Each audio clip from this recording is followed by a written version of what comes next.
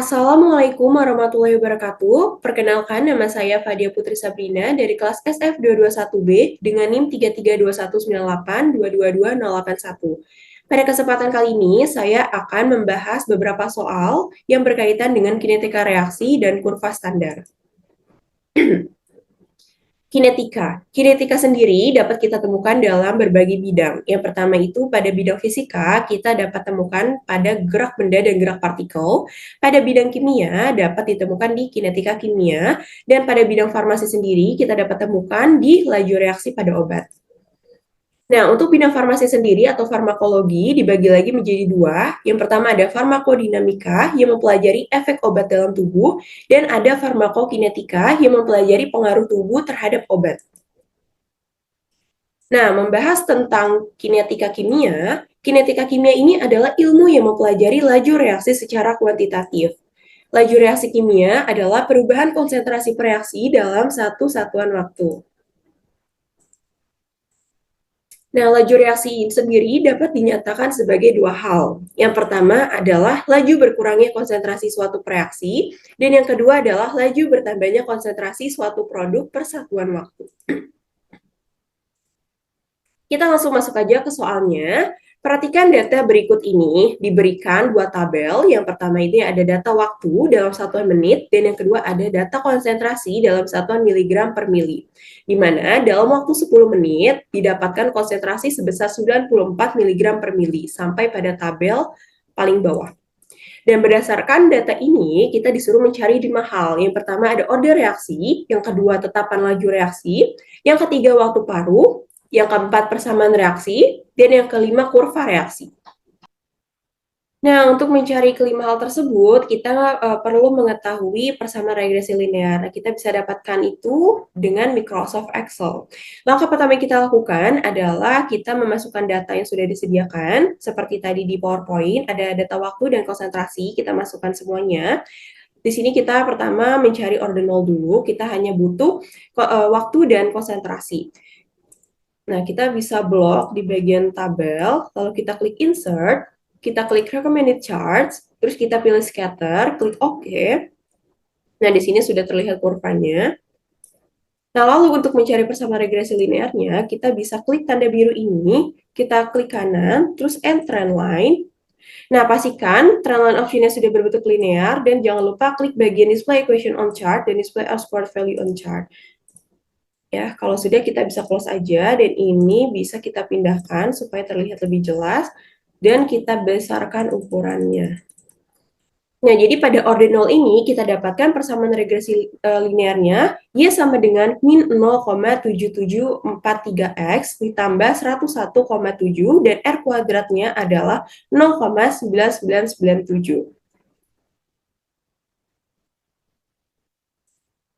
Nah, kita lanjutkan pada orde 1. Nah, di orde 1 ini kita butuh data satu lagi, yaitu LenCT. Nah, untuk mencari LenCT-nya, itu kita bisa klik sama dengan, lalu klik Len di keyboard, bisa buka kurung, lalu kita klik konsentrasinya, lalu tutup kurung, dan kita langsung enter saja. Nah, untuk mendapatkan konsentrasi LenCT sampai tabel bawah, kita bisa langsung otomatis tarik sampai bawah, dan ya, ada hasilnya ini. Nah, terus ini bisa langsung kita copy aja, karena untuk di order 1 ini kita butuh waktu dan LenCT untuk mendapatkan kurvanya. Nah, di sini kita udah punya data waktu dan LenCT. Nah, sekarang kita lakukan langkah pertama seperti di order 0, jadi kita blok dulu semua tabelnya, lalu klik Insert, pilih Recommended Charts. Nah, terus kita udah dapet nih, pilih yang scatter, oke. Nah, langkah selanjutnya adalah kita klik garis biru ini, klik kanan pada garis biru, terus klik trend line. Pastikan sudah berbentuk linear, dan jangan lupa klik pada bagian Display Equation on Chart dan Display Export Value on Chart. Kita bisa langsung close di sini, dan ini kita bisa besarkan ukurannya supaya lebih terlihat.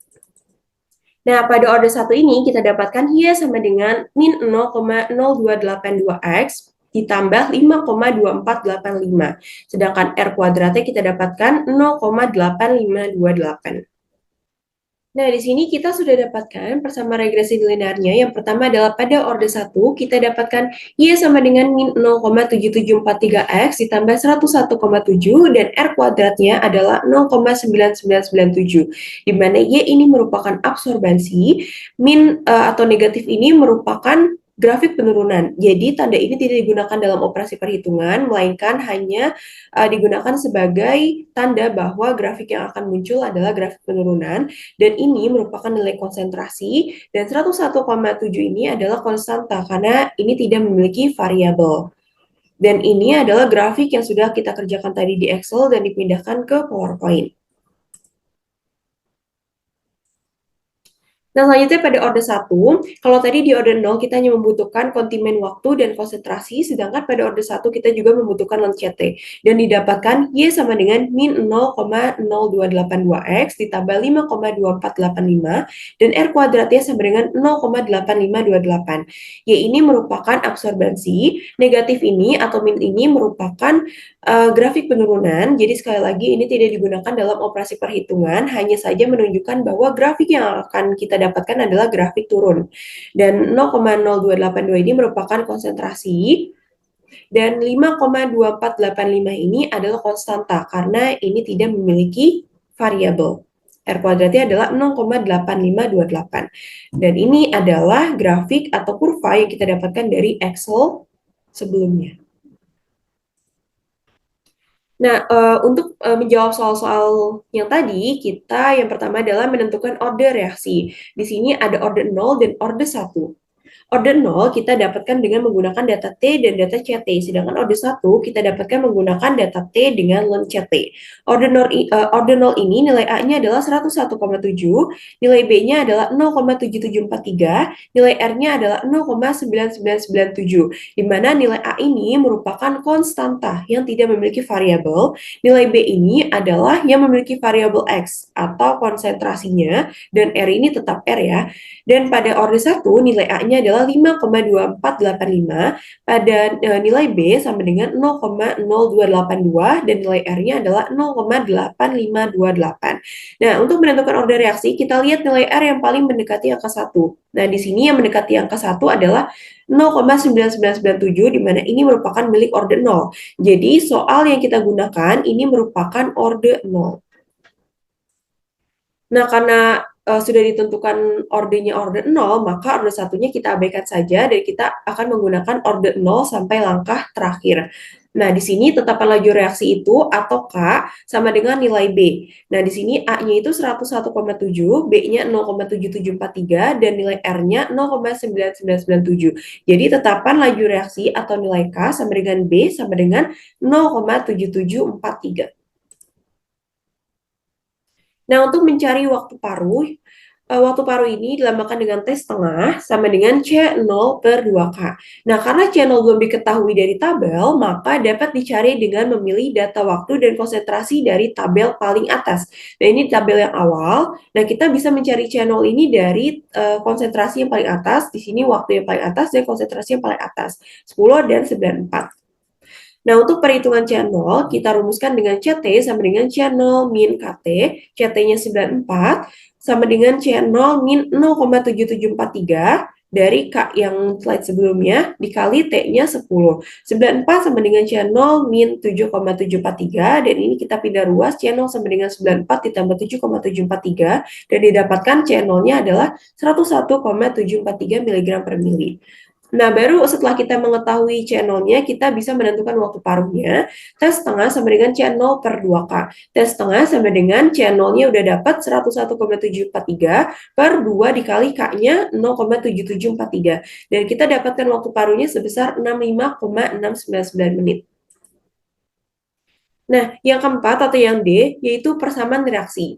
Kita rumuskan dengan CT sama dengan C0 min KT. CT sama dengan C0-nya tadi udah 101,743 dikurang 0,7743. Nah, untuk persamaan reaksi ini kita tidak ubah, jadi tetap ditulis T.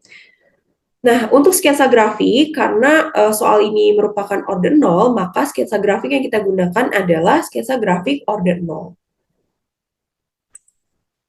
Sekian penjelasan dari saya, semoga mudah dimengerti. Kurang lebihnya mohon maaf. Wassalamualaikum warahmatullahi wabarakatuh.